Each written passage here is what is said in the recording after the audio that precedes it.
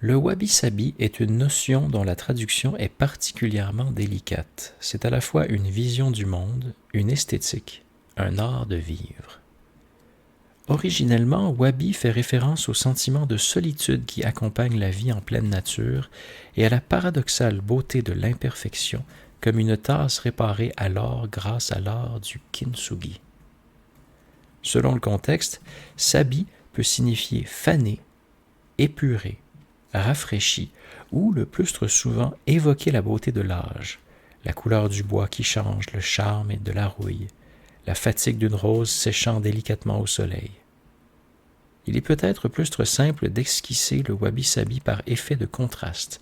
Il représente la symétrie plutôt que la conformité ou la régularité. La modestie et l'humilité plutôt que l'arrogance, la fierté, la vanité.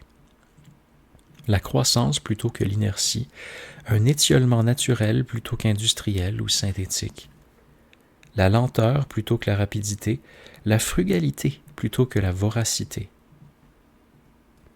Ce qui ne relève pas du matérialisme, la dignité et non l'inconvenance, la pureté, la simplicité, non l'ostentation, une beauté brute plutôt que vernie, polie, ce qui est fané plutôt que frais, la souplesse et non l'inflexibilité, la rigidité, ce qui est inachevé, incomplet, l'insaisissable, la fugacité, plutôt que la théâtralité.